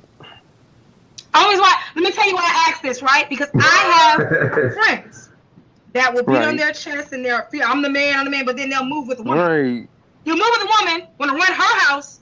You didn't pay nothing down on anything. You didn't help make it a home. You just showed up with your luggage and said, this is my house. And this is my castle. And this, that, and the third. And I'm like, where is the partnership in that? Why is it, because I see it a lot with, men, I don't know if it's a part of insecurities, where they feel like, because I'm a man, then that I own you, even if I don't pay the cost to be the boss. That whole old school saying, you pay the cost to be the boss, or he who has the goal makes the rules. I find it interesting that now that women have resources, men want her to use some of her resources and help, but then she doesn't get any part of the say so, as far as the functioning of the relationship. She's supposed to just pass her check over and be quiet. So that's why I'm asking you that, because when you're talking about partnership, everyone has a different definition of partnership. Because it's like if the man who be the head of the household and a woman's in your life, that means if you're the head of the household, that means y'all both will be combining each other, not just getting something from her. Well, how's their head if it's both? Because you don't have two heads if it's both. So in what areas? It's too different. It's too different. So when you're if you're married, that's one thing. You're sharing it. But when you're in a relationship, like a girlfriend, see, there's different statuses in the world going on. Mm-hmm. Agree. The status is your girlfriend and boyfriend. That starts it all. and then when you engage that person, you're their fiance. But when you're married, it's a whole different ball game going on. Is it really? I don't think so. Is it really? Because you got to remember, it's kind of like saying, you know, and you know what? Here's the thing. That's what we're going to do. We are going to, because it's 11 o'clock. So we're going to go off air. We're going to go, but we're going to stick around. What's going on? Stick around for a little bit. So we're going to go off air. I'm going to go ahead and give my last few tools. And then, but if y'all want to stick around and chat it up, we can do, Yo, peace, that. Man. Yo, I've been out there in the streets. I don't know if you can hear me. My first time. All right, we can hear you good, loud and clear. I can hear you. Perfect. First of all, greetings to everybody. Hold on, give us 1 second, Ra. Give us 1 second. Lex, do you want to go ahead and close it out, and then we go off record? 1 second. Yeah. So I'm gonna go ahead and get my tools. We're gonna go off record, and then we're gonna keep it moving. So real quick, first of all, I really enjoyed everybody coming out here for this. This was a very hot topic, and it was important that we do this because, again, people don't say the truth. Most people express themselves through their side effects, not through the root issue. So I really enjoyed everybody's input. I really enjoyed how everybody came in and spoke their own experiences and was professor in their own life. So a couple tools I'm going to give off on this is this. Self-reflection is so key when it comes down to any relationship. The ability to look yourself in the mirror and examine your own behavior patterns, your own thought process, and your own conditioning, to be able to vet your own thoughts and beliefs and ideas, and then make sure that you scrutinize them and you vet them well before you then project them out onto your partner or the rest of the world. That is so key. And it's going to help elevate your relationship so much whenever you can sit back and you can do that, because then you know where you're coming from. And then on top of that, it's not so much about how much, whether you start, how far you are into the work. I think that Robin said earlier, as long as you're doing the work. Most people would agree that if you're in a relationship with somebody, in a committed relationship with somebody, and you guys are moving toward a vision, and you have somebody working, if they're on injured reserve, so to speak, you're willing to stick it out with them because you know they're going through the therapy in order to get themselves healthy. Their vision hasn't changed. They just dealing with an emotional or a physical setback, and they are working hard in order to heal it so that way they can combine with you and move forward. You can't go through that healing process if you don't recognize what's going on. And so part of me doing these scripts is to show you exactly what the hell is going on. I'm married to my past behavior patterns. I'm married to my insecurities. I'm married to my false belief systems. I'm married to my daddy issues and my hurt and my pain. And I can only respond to you through that hurt, because I haven't done the self-work in order to heal so that I can respond to you in a healthy manner. So therefore, we're dysfunctional. And then we also say all the time, Paige, is that we attract who we are. Hurt attracts hurt. Lower self attracts lower self. Higher self attracts higher self. And sometimes they do it simultaneously at the same time. So we got to understand that, if you're with somebody and they're hurt, you attracted them somehow. So then you got to do a self-examination and say, okay, how did they get here and why are they still here? So when we ask the question, where is that divine line? This is my answer. Where is that divine line, whether you cut it off or not? That divine line happens whenever you elevate to a place where your hurt no longer connects with their hurt. They no longer are a lesson in your life. Because everybody who comes in your life that expresses hurt and pain, they are a reflection of your own hurt and pain because you've accepted them and you allow them to stay. So when you heal, you will automatically disconnect and elevate and move on. That doesn't say you won't love them. That doesn't say that you won't be there for them. That just says that you will no longer share energy space, because you have elevated to a place where you have to maintain that nutrient so that way you can keep elevating. So that's what I say is there's that divine line, and it's different for everybody. It's really different for everybody. So I can't really sit back and say, well, it's time for you to go, bro, or it's time for you to go, girl. Well, he ain't got his thing right by in 3 years. It's time to go. Well, you got to do a self-reflection. So self-reflection, and then also on when it comes to the relationship, before we roll out, you got to look at when two people unite together, the idea you want to come in is each person come in with as much aggression to be as physically, emotionally, and spiritually fit as possible. So that way, when they unite together, their energy combined is as physically, spiritually, and emotionally fit as it could be. Both of y'all have to do your own individual work. If you're into sports, I say it all the time. If you're in football, when you look at the football game, you got 12 guys on the field, offense and defense. But if you look at their practice, they're broke up all over the place. Special teams are special teams, quarterbacks are quarterbacks, receivers are receivers, and they're all working on their own special positions. They're perfecting their craft so that when they come together with a game plan, they're able to execute it correctly. So what you need to focus on is making sure that you are receiving or attracting a partner, attract who you are, that is absolutely in love with self-development, absolutely in love with the hustle and the grind of being the greatest representation of themselves. And once you find that person, attract that person, because you're going to attract the person that you are. Once you attract that person, then your relationships won't be so hard anymore. Your relationships will not be so hard, they won't be so difficult, and you won't have to worry about people expressing themselves through their hurt and their pain and their injuries and all that other stuff. So that's my word. That's my word tonight. Listen, we're not going anywhere. We're just going to drop offline because it's 11 o'clock. We're going to keep it 2 hours, but we're going to keep it rocking. So let me hit this and just so everybody knows, go to the Facebook page, Lex Kelly Show on Facebook. Follow us at Mr. Lex Kelly at Sex Coach page. Listen, we love y'all coming out. Y'all have a good night. Let's keep it rocking. So